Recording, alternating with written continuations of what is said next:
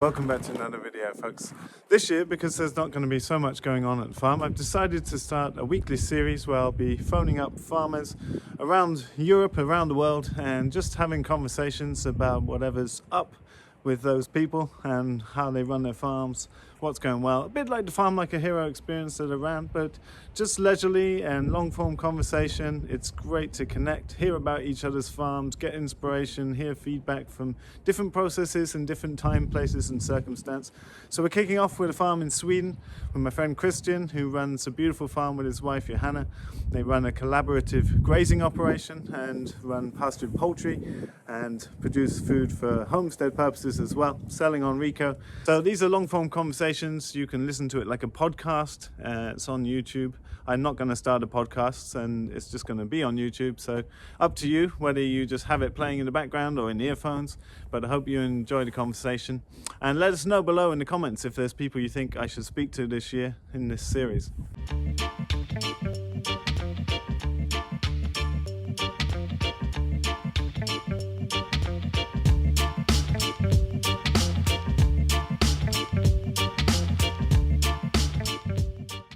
Okay, today I'm joined by Christian Dahlqvist from Sundhult, further south in Sweden, and they have a mixed farm he runs together with his wife Johanna, and they also work in collaboration with their neighbors. Christian, thanks so much for taking the time to be with us today.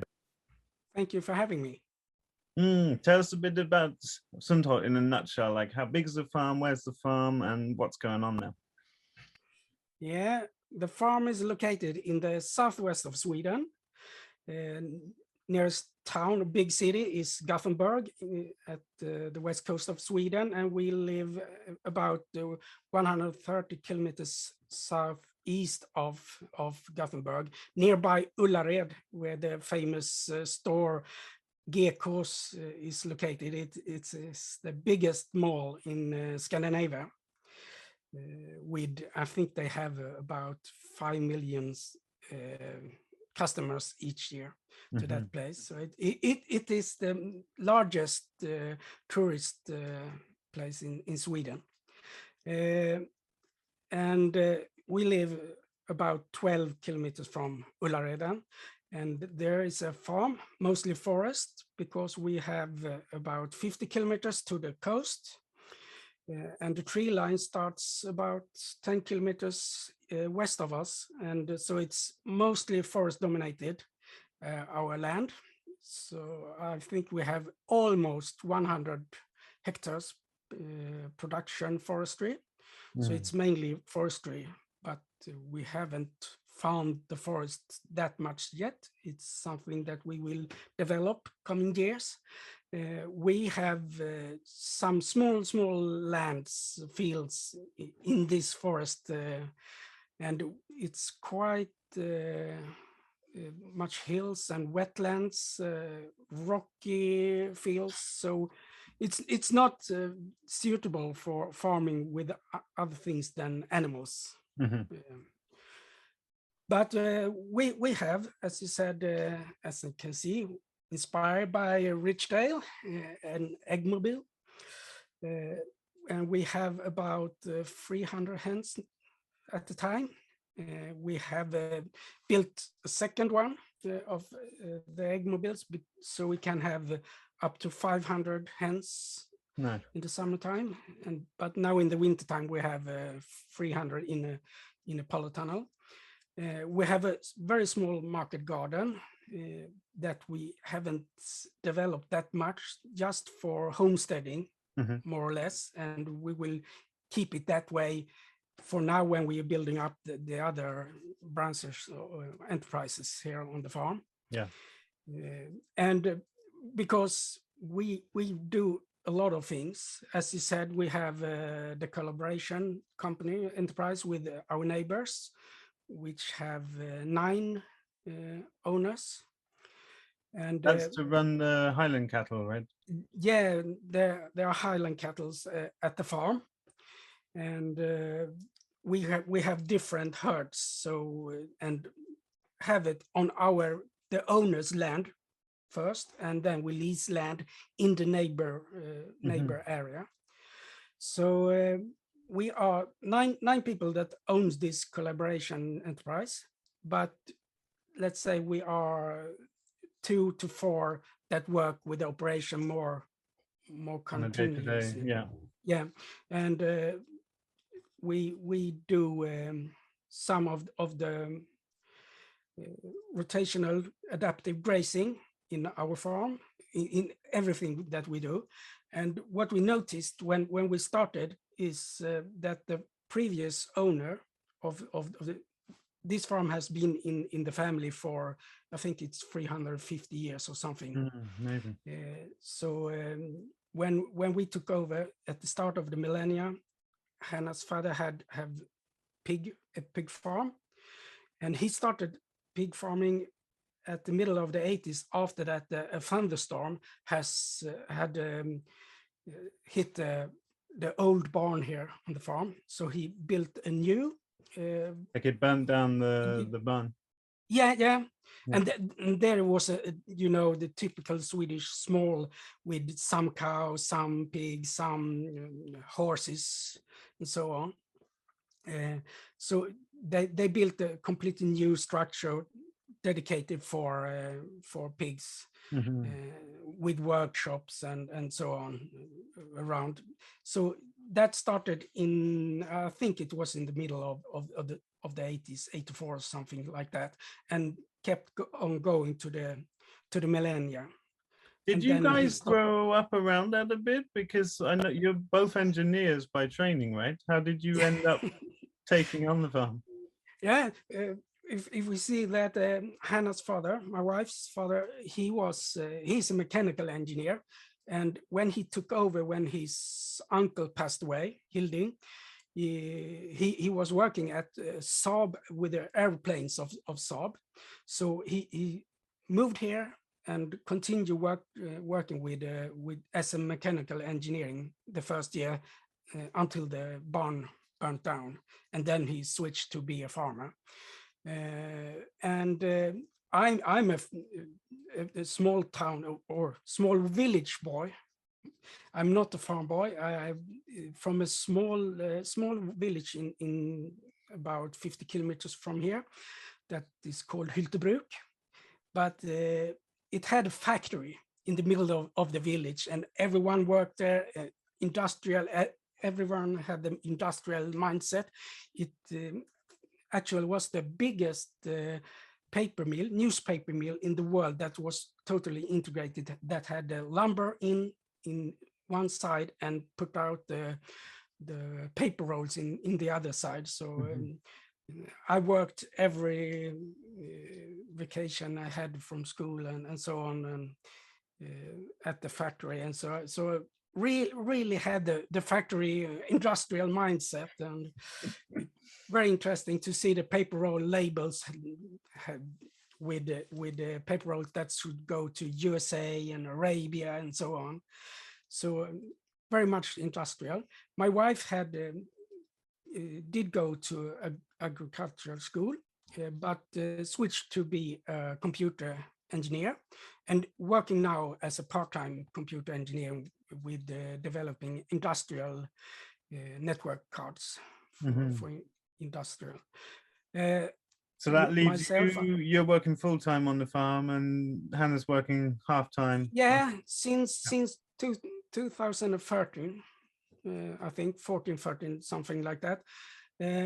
I've been working at the farm or with things around from home in a way. But I have a degree in electrical engineering and a master science in computer science. So I worked as a developer in computer engineering as well for a lot of years.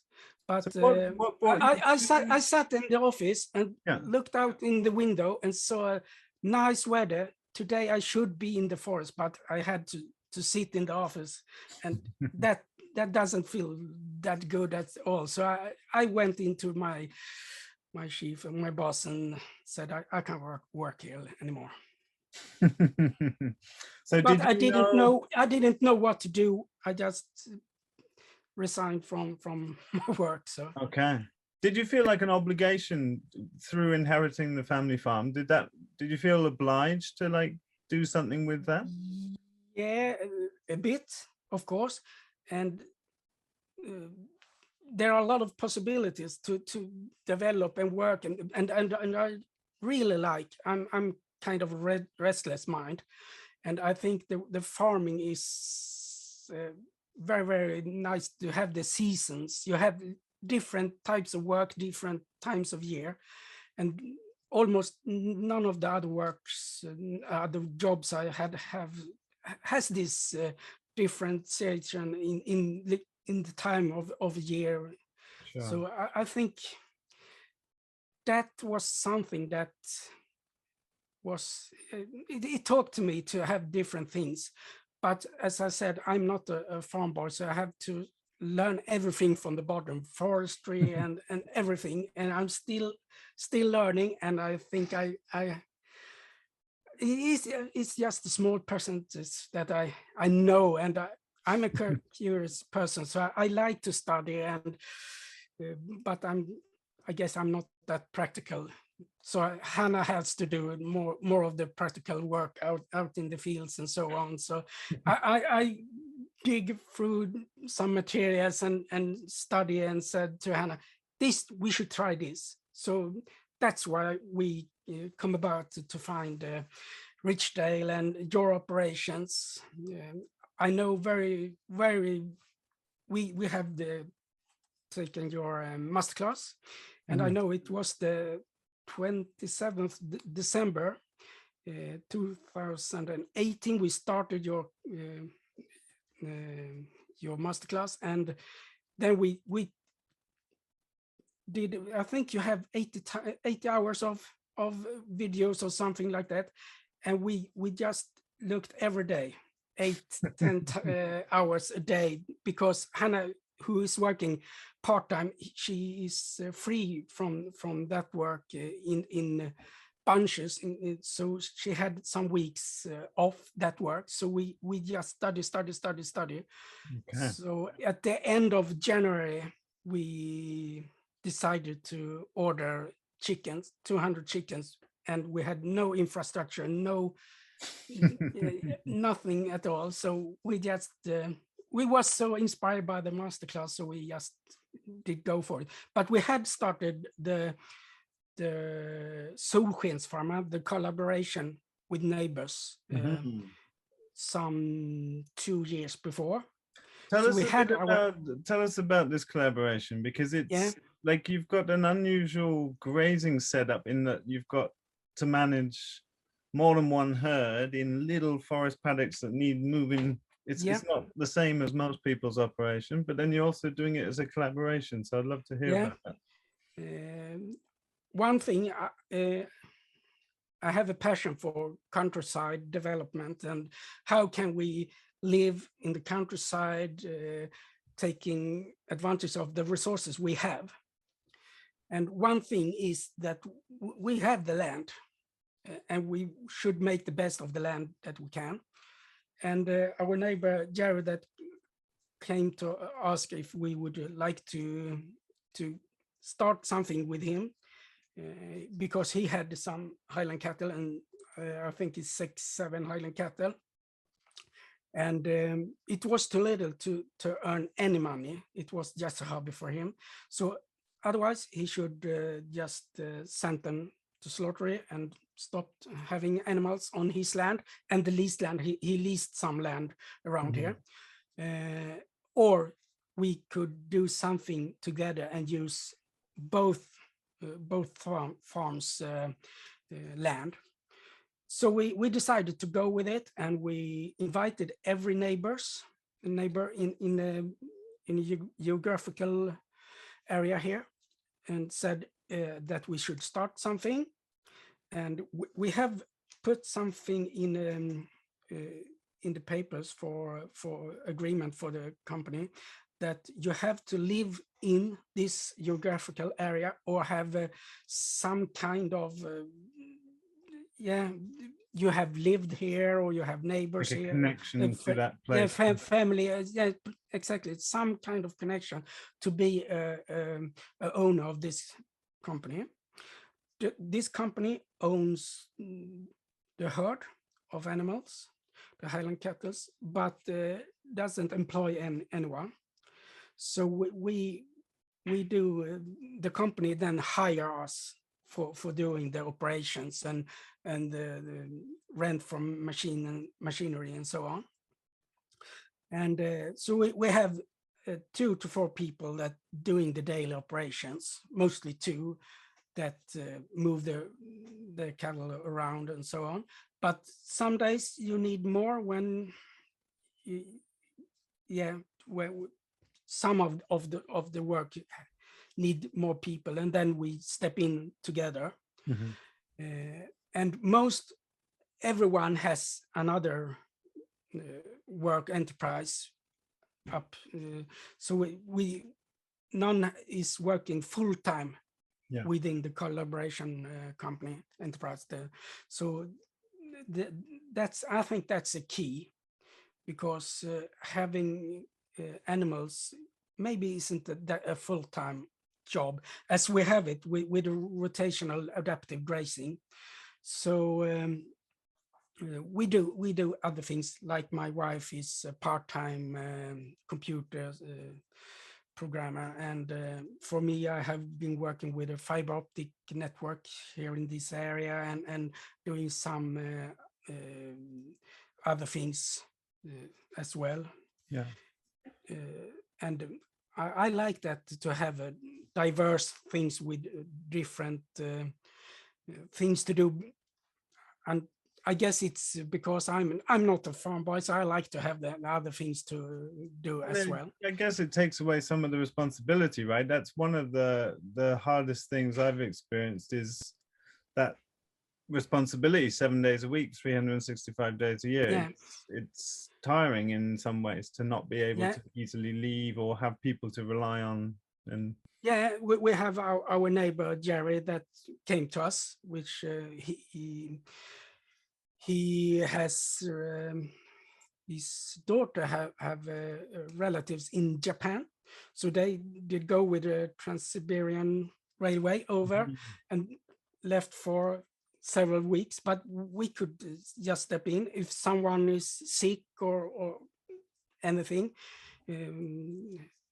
We just stepped in for each other. We have continuously communication through digital medias, as messenger on the phone, and we have shared notes in the, so we can see all the time where every animal is, and everything is shared digital.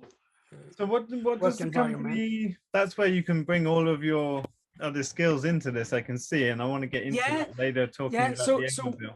But I wanted to ask you, Christian, what how does the company actually function? So it owns the livestock and it pays you for machine rental and labor, and then when you sell the beef, what happens there? Do you all share profit, or do you keep it in the company and share meat? Or we sell it in mainly we sell it in recorings. We can start there in different recorings here around us, and but the profit from selling the meat is going to the company, and then the company pays for the labor and so on. So we try to, the companies shouldn't do any profit in that way. It should go out in labor rather. We also own a bed and breakfast. We bought a house where we have our farm shop, where we also sell meat and some other people's locally produced food and so, and rental for the rooms we have. So what's the benefit of this kind of cooperation is people can step in and out a bit as they wish and earn a bit of money. You get some trade-off with the land management and meat supply for your family. Yeah. And Most farmers here in this area where the forestry has begun from the coastline, the big farms are at the coastline of Sweden, and they have animals out on pasture, and they have to have they on pasture at the summertime, and then they send them up in these woodlands in the forestry, and they have what do you call it? EU the subsidies. subsidy. Yes, that's the word. Otherwise, you get the farmer here in our neighbor get the EU subsidies, or you have a amount of money for every day per animal. But as we started to have our own operation, we could take more. We had a better profit per animal because we could refine the product sent from the farm, instead of having animals just for the summertime, get a small amount of money, and then the farmer at the coastline, they were doing the big profit. So that's one of the things that, as I said, we want to live and make the most of our resources here in our neighborhood, and just refining the things that we could. It's animals, meat, it's in the forestry, take just not sending forest timber lumber to the industrial factories, but maybe do something more with the lumber here. Mm-hmm.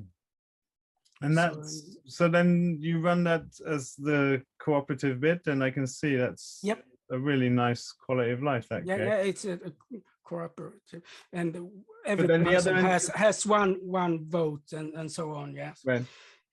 Yeah. So you can't sell your share to another part unless they live in this geographical area or have some connection to this geographical area. So we try to have the company stay put here in the area and to the benefit of the people who lives here. No, it's a really nice way to do it. And I can see, especially for big animals, that's a really nice strategy. But then you do the other things as your own company. So the chicken are in our farm, and the market garden, the very small market garden just for homesteading as for now, it's in our farm.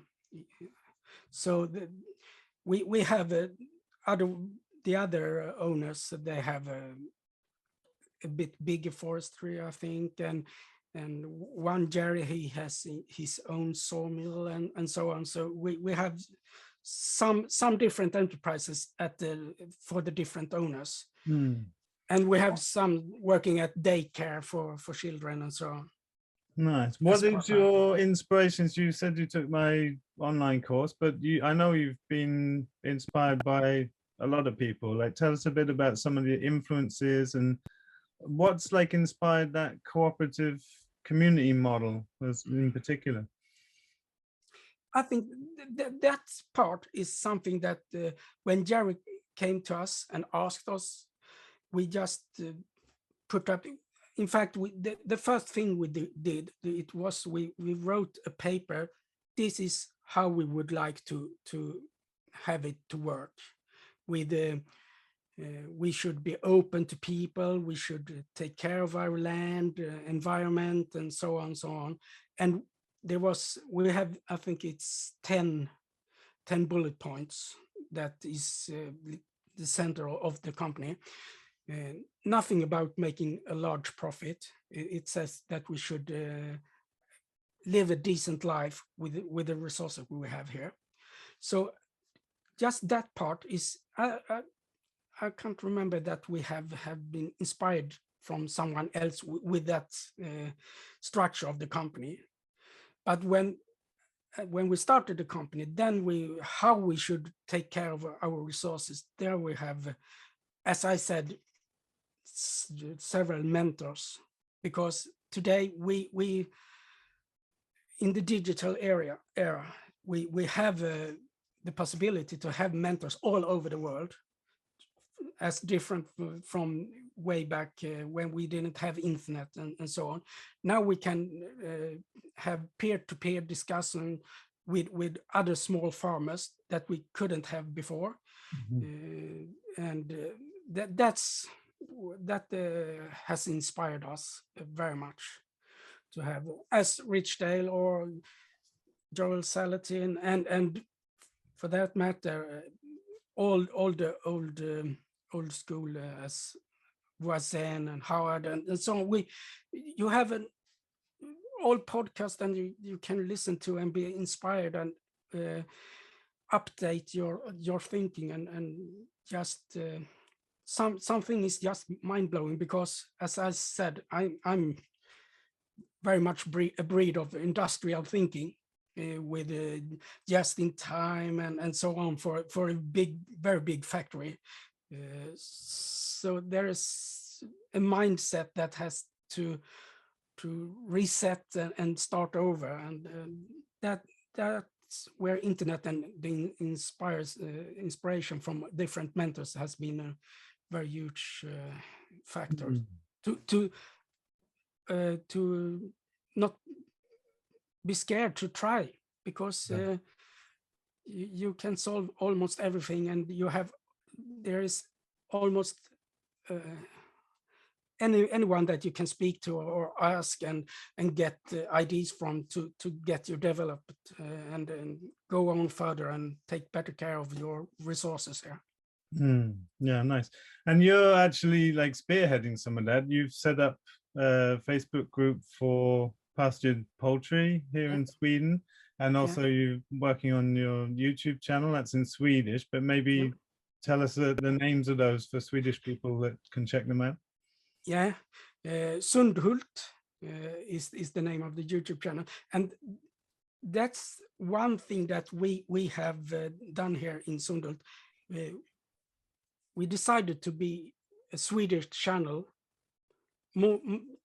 almost like your channel for English-speaking, the English-speaking world. So, but we thought that there was a gap to inspire in Swedish, because not everyone is that comfortable with the English, and think it's a bit hard to understand what's going on in the different videos. So we had a goal to inspire the small scale farms in different ways in Swedish, and I think we just started that journey. So we try to step it up and talk about what we do in our farm here, and how we developed your egg mobile to suit our lands and so on. And we'll get into that shortly. But what about the Facebook group's really useful for Swedish producers, and it's the sort of thing that people need to set up in every country, like for Germany, for France, so that you can get really into the specific regulations and climatic conditions and bird flu and all the things that are going on in different places. How do people find that? It's very different in different parts of Sweden and different parts of Europe. So there's a place for many of these groups, and have the peer-to-peer discussion. And I think it's very nice to have this Facebook group, because there's no structure or formal organization often. We could do some kind of society or union, whatever, to have collaboration between what subject it could be, any subject. Now it's pastured layers. So I think that loose group discussion going on, and I think it's very, very important to have that. And we have, because it's peer-to-peer, people have different knowledge in different parts. So together we make a force to make it work, to have a small scale farm doing pastured layers, and yeah, it could be bigger as well, but It's just really that nice, I think, Christian. One thing that's super nice about it is it's not like a hierarchical thing. Like yeah, something that often happens in Facebook groups is if it's set up by a prominent figure or something, then it gets sort of biased in one way of thinking. And I touch in with the group because I can see it translated into English, so it's easy for me to follow along. And that's the quality that shines through for me, is it's just like people really coming together to help each other in a really nice way. and it's not only me, it's Pervakt here in Sweden as well. And we started this group just to have the peer-to-peer, and not, as you said, there shouldn't be the hierarchical structure of the people interacting in the group. So we have to step back and let the discussion go on. But if we have something to add to the conversation, we do. But it's, you have to step back and let the peer-to-peer discussion going on to know that there are different people with different knowledge, with different challenges, and there isn't one solution for how to interpret the regulations and so on. So you have to have an open discussion and let the collective mind do its thing, and have several different solutions to a problem. Yeah, nicely put. Hey, before we talk about hens and your Eggman builds, I want to just go back to the Highland cattle that you run, because you're part of this scheme in Sweden to have animals outside all year, right? And it's something that's it's hard for people to understand that are further south in Europe, I guess. But here in Sweden, even very hardy climate adapted animals need to be given inside shelter, like our native fjällko cows, even though I've put up a new shelter this winter and they never use it. They never go in there. And they're like obviously hardy enough to be outside, especially in the forest where they can get down out of a drawer or whatever. But this is an interesting program. Do you want to just tell us a bit how that works and what's involved?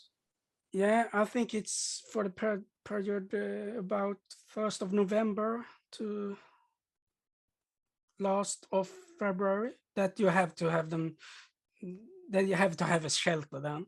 But we pay a amount of money to have them outdoors all year round. And we have a veterinarian come by once a year and look for we have a quite small herd then, so they check every animal in the herd to see that you have like 70, okay. 80 head? Or? Yeah, I think we have about 50 now. So, and they check this. We have natural places, natural shelters with rocks and some forest where they can go inside and have some shelter from rain and wind and so on. Yeah. So they go to and check those places. We put some straw and wood chippings in some places that we think they want to sleep and so. But as you say, they select other places. And it's, I think it's very funny at summertime and to see where the animal stands, and you start thinking, why do they stand at just that location?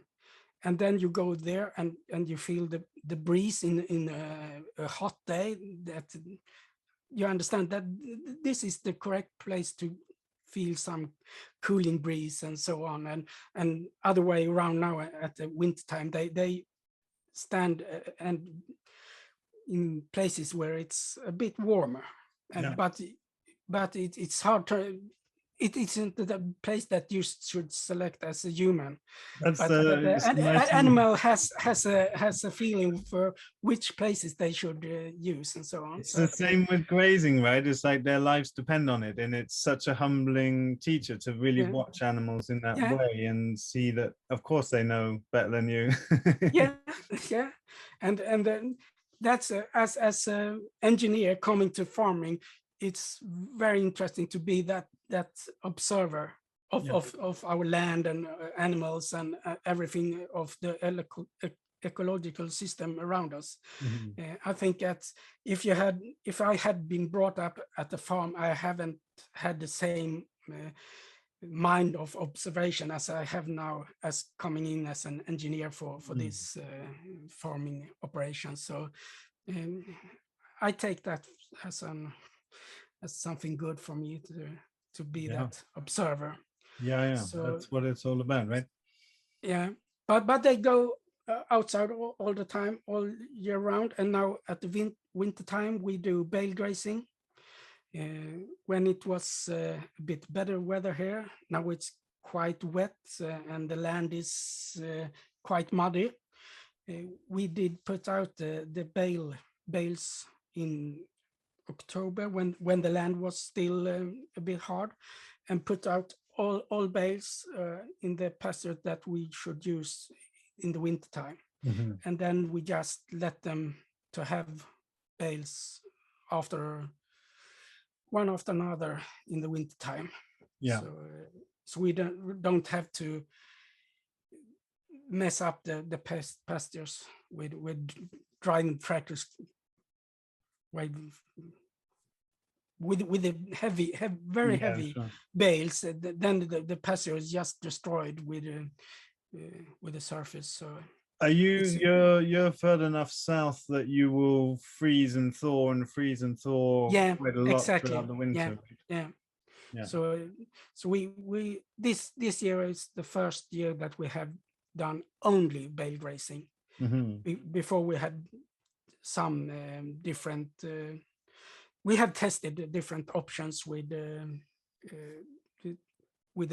feeding with the animals, but this with the bale grazing is very good for us, and Yeah. it look very muddy when the animals have been through there, but it's just a bit of the surface, and Yeah. it when the spring comes, it just lush again. So Yeah, perfect. And so it's a bit like, in one level it feels a bit silly that you have to pay money to be able to do this, but on another way it's a lot cheaper than building the infrastructure to house animals and having to put bedding down repeatedly and to take it out with a machine and all of that. Yeah. So it's Yeah, worthwhile. and we couldn't afford to have structures, buildings to house that many animals here. Yeah, it'd be a big So barn, right? for us, it's the only option, I think, with these small, very small fields. And so we lease land in our neighborhood, and we use the owner's land. And as I said, we have rotational adaptive grazing in our small fields in the summertime. As soon as it's possible, we start to doing this rotational grazing. And we have because at our land there hasn't been that much animals, not all year round, but in the summertime. But we can see when we have the animals in the wintertime as well, the vegetation is different, totally different what it has been before. So in this, I think we have had year round in 3 years. I think we see that with the grass is much more grass. It's different types of grasses in the pastures and so on. So we see that we are changing the possibility to have even more animals on our land. So Nice. it I think the industrial way to farm we haven't take care of the resources in our small land small scale farmland. So it's I think it's interesting to see, and something we want to show in our YouTube channel and so on. Totally. It gives you a lot of confidence now, and that's the knowing when you see for yourself the results on the land. And but we always hear from they who have farmed in other ways for many years with tractors and so on, that it should, you can't do in that way, and you will have problems with whatever with a lot of different things. But we have noticed that it works, and we can, as I said, we can see that just giving up plowing and letting more different type of grass coming up, we have a better season of grazing and so on. So we can see the small difference from year to year. That's it. As an observer, it's very interesting to see that. And not using any fertilizer or so on. So more than chicken manure then. Sure. What's the idea of that scheme? Is it like a pilot scheme, and they're going to open that out to make it easier for people, do you think, over time, to have animals outside all year? You talk about this winter program. I think that the first time in Sweden, it was a big ranch in south of Sweden, in Skåne, that just did go have to talk to the officials, and this works here in southern Sweden, and they come up with this program. But I don't know really why it's so hard, why we have to pay that amount. We have a quite small herd, and we have only in a strict area, so we don't have to pay that much. If you have a bigger herd and you have a bigger area, or even several areas, you have to put up I don't remember how much more it costs, but then it's getting quite expensive. So one way that it works for us is that we have it quite small scale operation. So I think essentially it's paying the vet's fee. And you pay for animals and the amount of land you're using and so on. So there are some different steps in the fee for having a part of this program. So I think that's why not that many try it in Sweden. Because they can't see the profit of it, the revenue of that kind of operation, because it hasn't been done that much in Sweden. So I think they have a fear of not making it economical, feasible. So well, I guess you know of most of the people, like it's most of the regenerative ag folk that are doing it, and it's really interesting to see. And I guess it's also just seeing it takes time for things to change, but we talked about before, like they start to consider things with eggmobiles, and I know like a lot of people that have come through my farm have had to adapt the eggmobiles to their country's specific regulations or interpretations of regulations, and it's a slow process, but we see things start to change slowly. And maybe it's a good segue into talking about your eggmobile. And I know that you folks applied your engineering brains to the process, so maybe describe a bit tell us about the one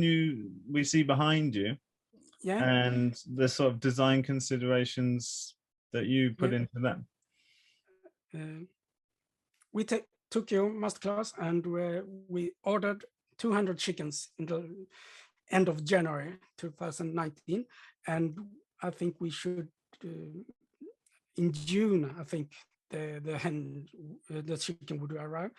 So we had we had non-structure for chicken at our farm, and we had to start doing something. And because we had done your masterclass, we just copied your egg mobile with some small changes, but mostly, and that's wonderful because that got us started. And Yeah. you have to do it. Just start doing something to get to the next level. And so we have used this for 3 summers, and this summer we built our own modification of your egg mobile. And from what we learned having that in our land, and how we operate with collecting eggs and different things, um, problems that we had with water or yeah, everything. So we made our own version. But I think it's, here is the internet again. There are many types of egg mobiles, and you can lend ideas from different and build your own. But it's very nice to have a structure that is so tested as yours is. It has been used for in many countries and different sizes of farms and so on. So it's a proven concept. So it's a very good start for anyone that want to try this with egg mobiles. And I think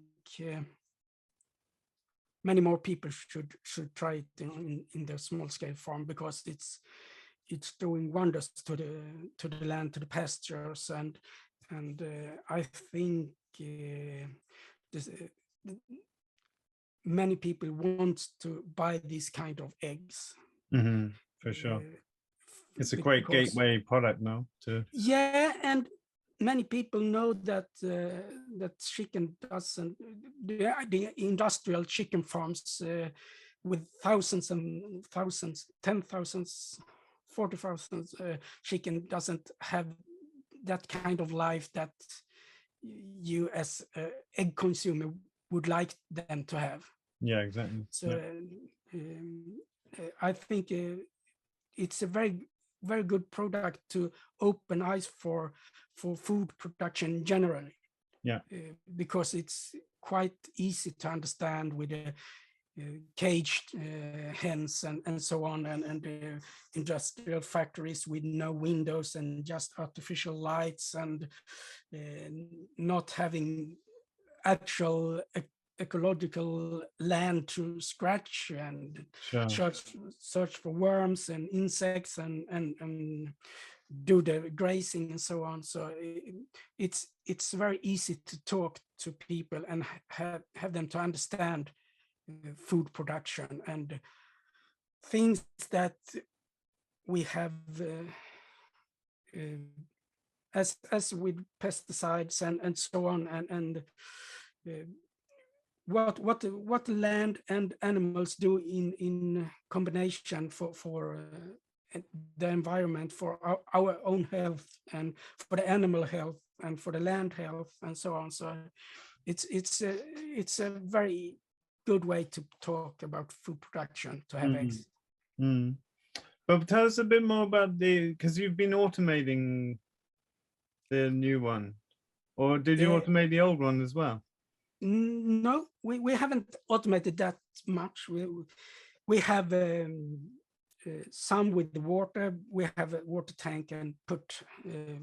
So we have. I don't know if you call it water bells for watering. Like the drinkers. Yeah, exactly. And but just the only thing where we have automated is the lighting, where we can have timers. We think it's quite nice to go out to the pasture, exercise, and to look after, to be with the chickens. But what we have done in the new egg mobile is we have made a separate room for the nesting box that we can close. So we take all the chickens out of that little room and collect all the eggs with no hens in that room. So we can take our time, and we have. Because are you referring to like in the like in my eggmobile, for example, you've got hens like trying to get around you and walking over things, and and this room we shuttered for the night, so when they sit. They have another compartment where they sit overnight, so the manure doesn't come into the to the nesting box at all. And so we open that door early in the morning and shut it in the afternoon. So they doesn't sit and sleep in the room for the nesting box. And almost the same as you, we have put some net in as flooring for the nesting box, so the dirt, and if there is a cracked egg, it's just go through to the bottom. And one thing that you have a compartment that you open to collect eggs, we just put a loose board on, and so we just slide it into the nest when we are collecting the eggs. So it's no hinges or something like that. So it's very easy to you can take this board, take it away, and then you can take all the mats. And change the mats easier, and and when you slide the board in, you can put a tray upside the nesting box area and just collect egg, having the trays sitting on the board. So nice. That's nice, because I always work on the floor, but I'm quite used to crouching on my heels. That's like a natural way I sit, but I see it's really not comfy for a lot of people. It's nice so, to have and we lifted the nest a bit from the floor and put a platform in between that we can slide away when we are collecting, and put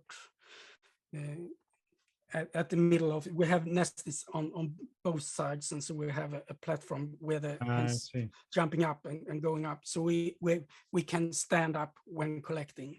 Nice. So we doesn't have to bend and crunch and so on. So nice.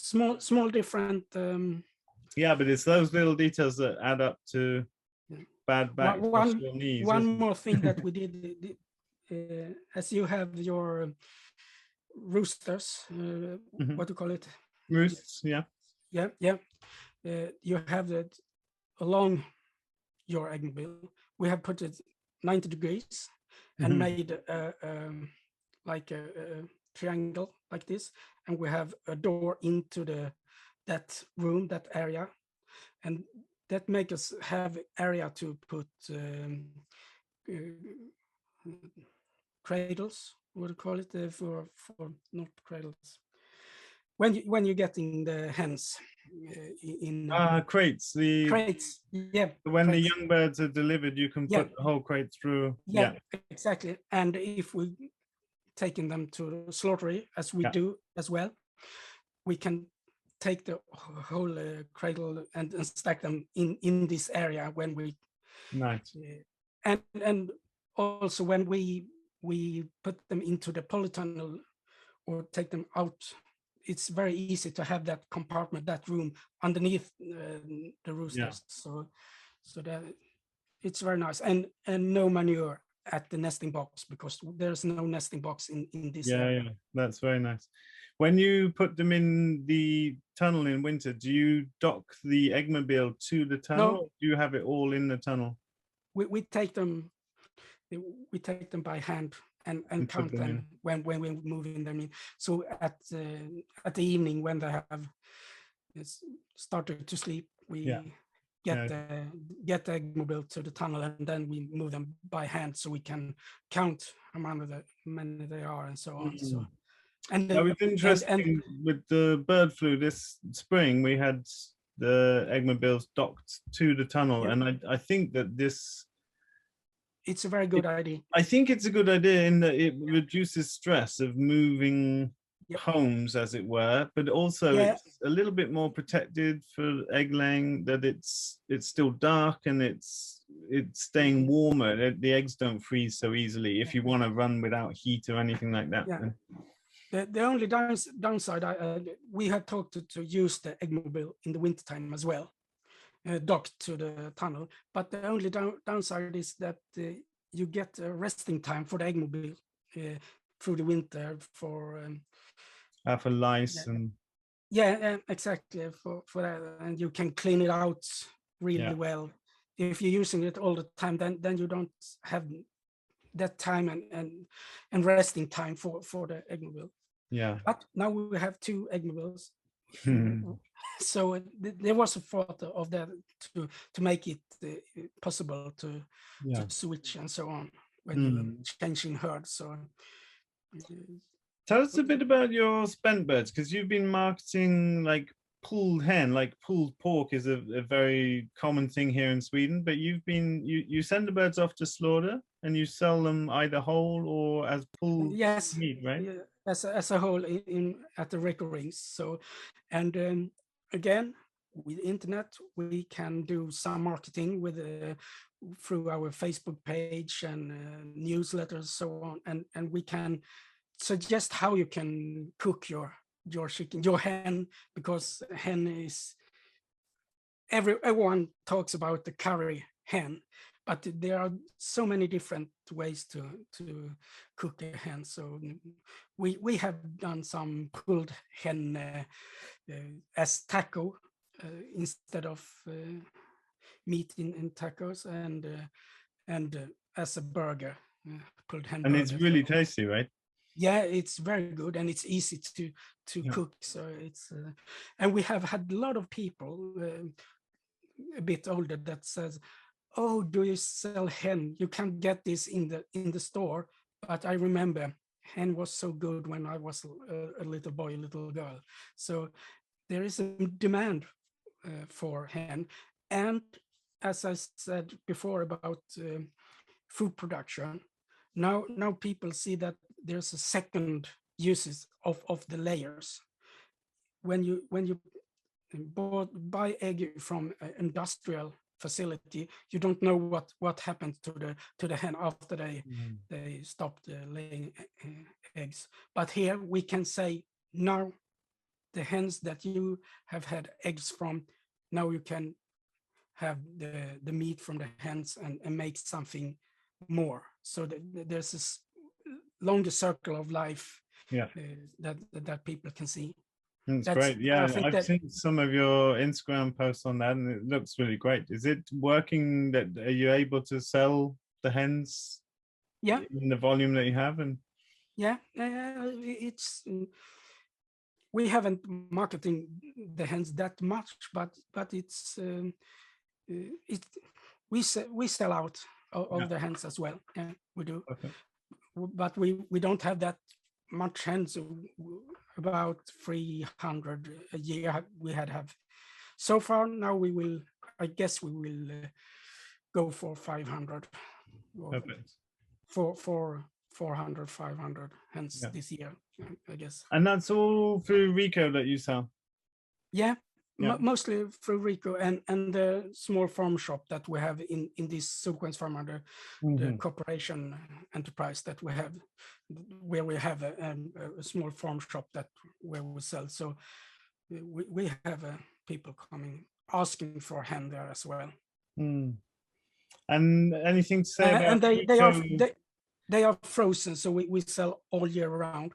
We do a slaughter at autumn. We have done for the past 2 years anyway, and then we have them frozen, so we sell throughout the year, but we sell them out. So two questions. One is, I'm curious how much it costs to get the hen back from the slaughtery. I can't remember. I haven't done the economics for that part. The problem for us here, or in fact in most of the southern Sweden, is there are so few slaughtery for small animals like hens and rabbits and so on. So we have to go a bit.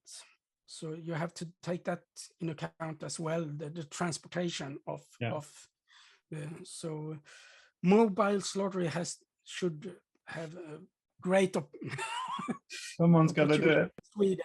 There are and so we have played with the thought to have a slaughtery here, but we don't want to be a slaughtery operation. No. And to make it profitable and make investment for slaughtering, then you have to put through some chickens to make it work. So there's a mismatch there. Yeah. But maybe we will set up our own slaughtery later on, but only have a very few slaughter days for our own. Because as you have your own slaughter, and you know it's, if you should slaughter anyone else's, then it's a lot of more work.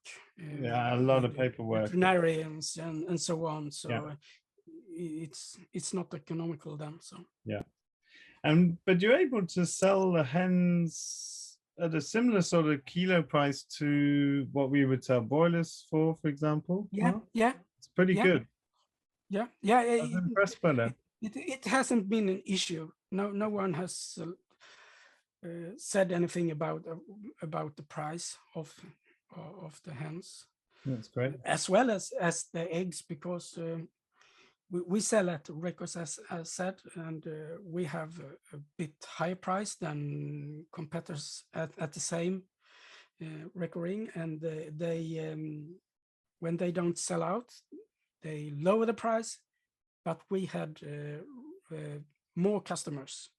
They choose to have a customer that tells the story, that you know what's going on the farm, rather than buy a cheap egg from someone else, even if it's marketed as a small scale pastured egg. But what do you sell eggs for on your retail?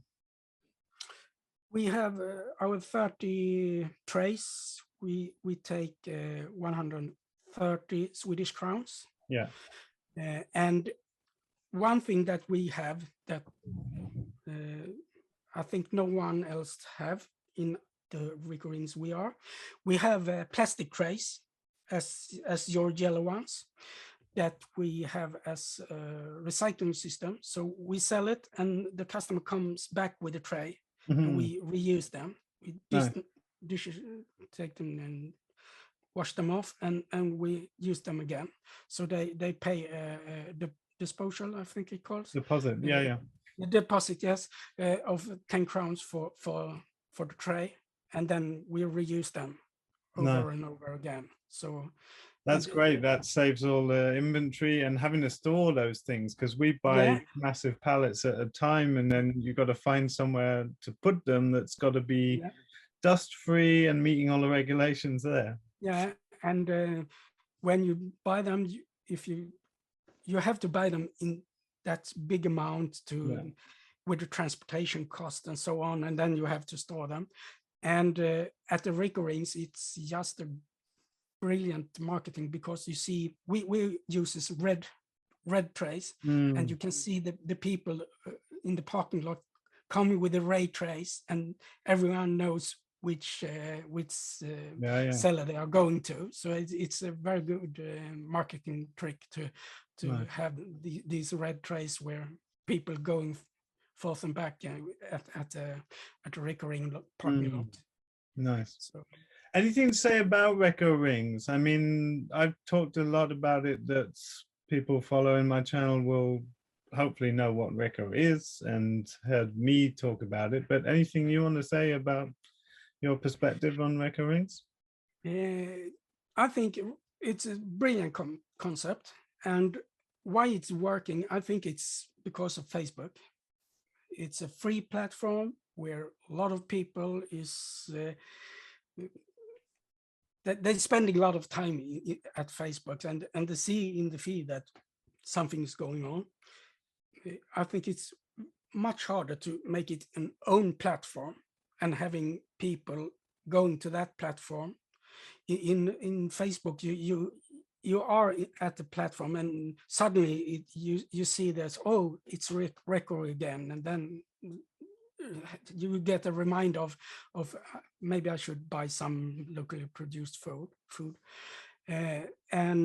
So I think one key point that it's working that well is the platform Facebook.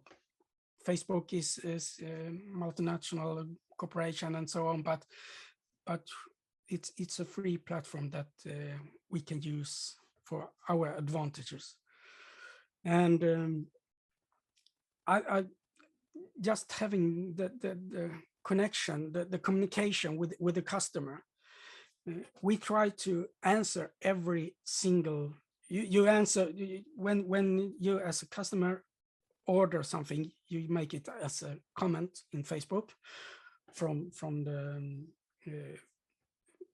seller that you will buy from, and you make a comment, and then the seller put some answer that we noted that you ordered this, and we try to make it personal, and we have different answers to everyone.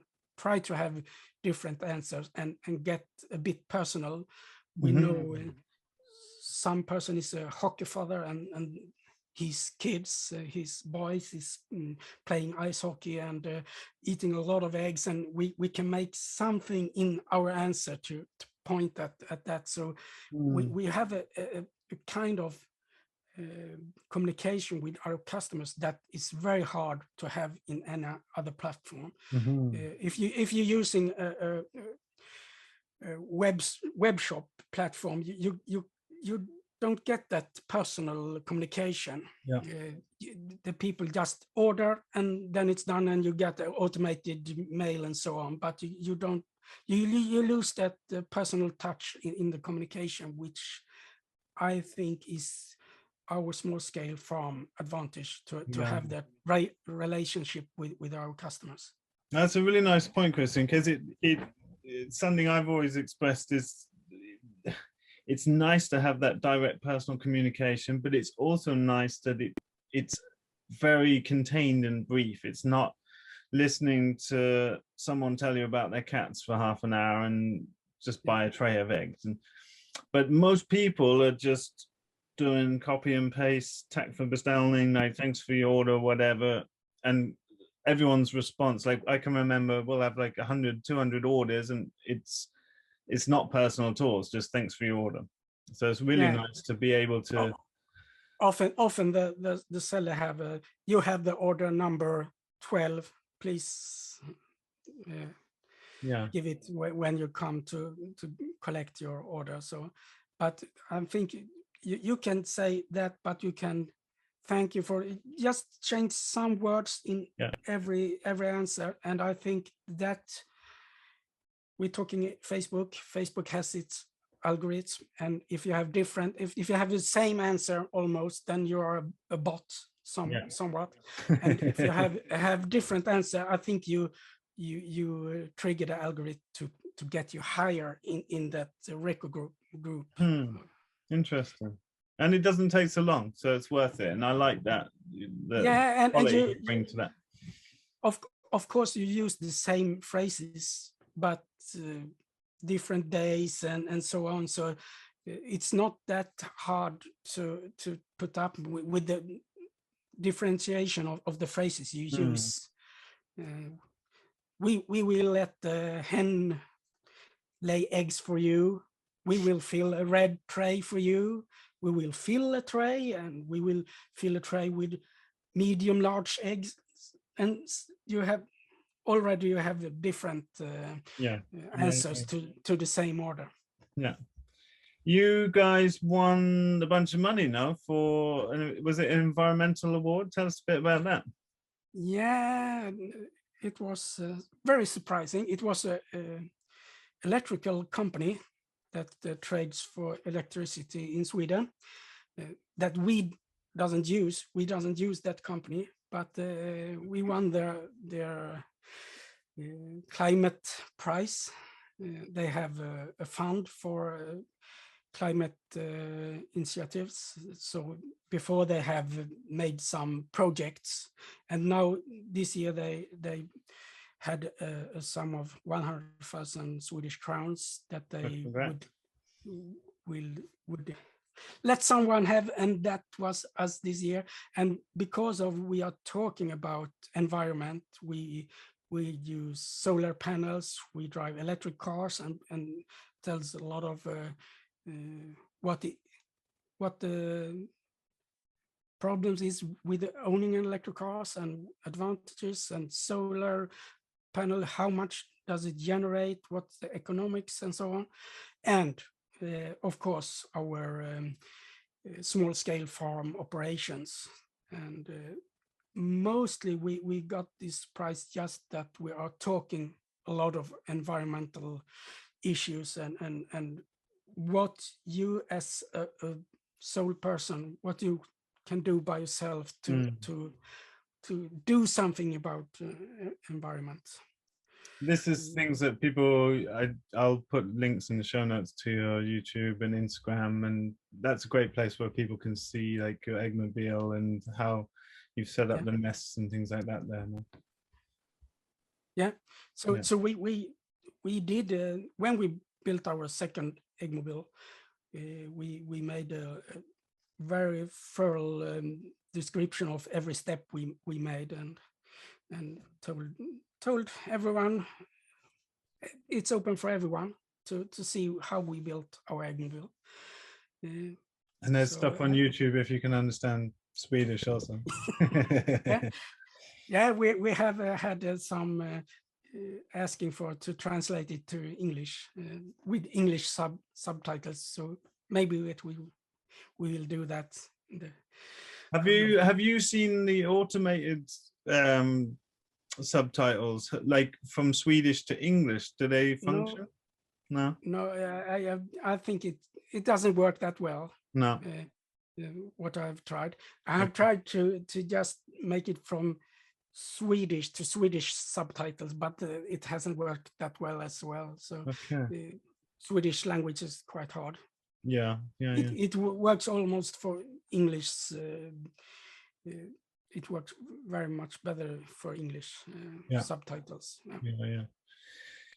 I see you posting a lot about entrepreneurialism, and I mean, you've obviously got a lot of topics you're interested in around the farm, but I'm curious, you're looking at, like micro business, entrepreneurialism.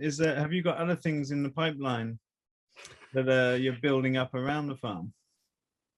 We always try to find new things to do, and as I say, I'm a curious man, like to learn new things all the time. So one thing is with solar panels and electric cars. So I do some keynotes about those things as well as one part, as one enterprise. So we have on farm open farms, and we have keynotes and lectures at the farm about the farm operation as well as for electric cars and so on. So but as I said from at the beginning, I have a passion for the countryside. What can we do in the countryside? And I think there one thing is to find things to do outside farming, but doing from the countryside.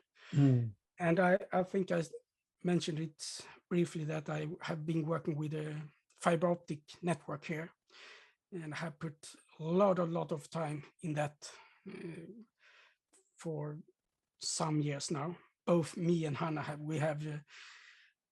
I don't want to count the amount of hours we spent to build the fiber optic network in this area. You mean you were one of the initiators to create the network there? Yeah, and I was the project manager when building. So every day I was out looking for the diggers and everything. So it kept going as we would like it to do. Now we have, if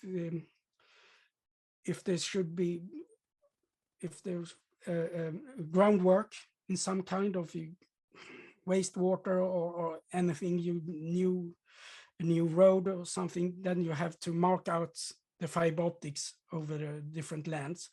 And that's something I do. I go outside. So this afternoon, I will go to a place where there will be a new wastewater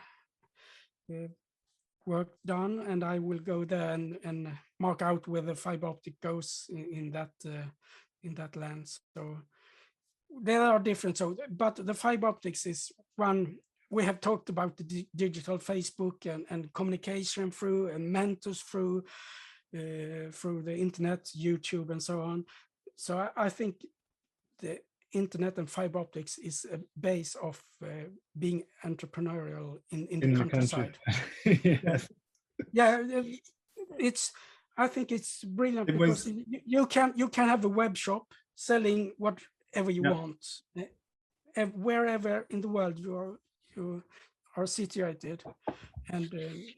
It makes me laugh because we signed a €3,000 agreement for fiber optic before we'd even bought the house. Like that's how important it is living out here. Yeah, it is. And Sweden have it getting more and more digital for making all stuff from banking and everything in society. When you are going to have a doctor's appointment, you can do it through the website and so on. So, and you can have a doctor's appointment through the internet as well. So the fiber optics is one of the pillars for building a good society, I think, as well as good. Tell me any of the sort of recent books you've been reading that you think are must-reads for people? I think there are a lot of books that you should be, but I think Joel Salatin's latest book, no, maybe it's not the latest book, I don't remember the title, but I have to look it up. Don't remember. See, because that book takes the small scale enterprise and farming from many different perspectives. And was it your successful farm business? Yep, exactly, that one. Then that was very inspiring, even if we have been doing this for some years, but just the mindset. And one thing is that Joel sees the digital, the communication via internet, that it's very important. And I think that's one thing that hasn't been one of his points before, but in this book, it just that building relations and building relations through internet is one very big key point for a small scale farm, to have the direct connection to the consumer and so on, and that the relationship. So, and of course diversity, for me it's what can I do with the forestry, buying a small band mill, and so on. So you see that you can build off the resources you have on your farm, because the situation, it's context based from where you live and what you want to do with your life as well. And for me, you don't have to do just one thing. You don't have to just be a farmer. If you have like cooperation, as we with our neighbors, we can do different things. I can do the fiber optic work. I can do lecture keynotes about electric cars and different things. So I think that sounds like you've got a really nice balance going on. Is that fair to say? I think we have a lot of things going on, maybe a bit too much.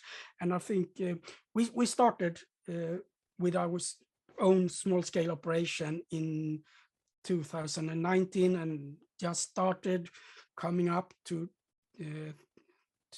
2020 and coming to March, and then COVID hit. Mm. And then you have to rethink everything, because we aim to have a lot of open farms and discussions and so on our farm, but all of that just disappeared, and has been done for up till now, and it's continuing. So we haven't had that spin-off of economical that we thought that we should have. So mainly because we couldn't launch the things, the enterprises part that we had in mind when. Yeah. How's the COVID situation affected the RICO rings? Like, how have you managed the RICO? Yeah, it was different in different recordings. Some started well and did go well for almost a year, and last winter, spring, sometime there, it just dropped, and now it's just lushing again with customers, and we have never had that good sale at that recording. So Okay. What we could see at the beginning of COVID is that I think every recording just raised a bit in sales, but yeah, I think many people did think of where do we get food if there is a crisis, and it don't have to be war or something. It could be natural, catastrophic in some part of the world. Then we don't get the food that we are used to buy in the store. Yeah. So I think there's a better knowledge about in people around it, that we have to take better care of the land. We have to have food if the crisis hit us, whatever the crisis is. It's definitely true. I was looking last year for B2 apple trees, and I couldn't find a single supplier in Sweden. They said that all the private people have been buying them out to put in their gardens, and yeah, it's good in a way, I guess. Yeah, and I think the recording, I hope there will be more small producers selling their products there, because you don't have to be only a food producer. You can do it as a side hustle or so on. Yeah. And I think we talk about mental health among people, and I think one thing is this being with the nature is one thing that we have lost when becoming industrial. Then you go into the factory, manufacturer doesn't have windows and so on, and you lose the connection with the nature. Instead, you go for retreats and so for a small amount of time, but being in the nature more time, all the time, it's very important, I think. And so I hope that even if it's just doing a small amount of carrots in your garden and sell them at Reco, I think it's important in many different ways for our mental health and connection to the community. A connection with the community and for food supply inside the country, because before we got tractor and so on, everyone had its own market garden and a few pigs and some cows and so on. But when we industrialized and measured the efficiency in an amount of meat or whatever, you have lost that diversity for people, and and the resilience that comes with it, and the skill base of how to take care of it, how to take care of a pig, and prepare food and storage food, yeah, fermentation and so on. That now everything should go in the freezer instead of making something of the produce that you have. Yeah, and to be stored without electricity and so on. What about your children, Christian? Do you think they're going to end up taking on the farm? Maybe. I think they could. And I think one thing is that we talk about, it's not the only thing that you have to do. You can spend your hours a day in different enterprises. I think in the generation that I was brought up in, then you should go to the factory, work 7 to 4 from when you ended school to get you get retired. But I think that is something that are shifting now. We can see it in our local area that more and more houses are inhabited with younger people, want to make something more with their lives, not working that many hours. And yeah, I think myself, I have always thought about that.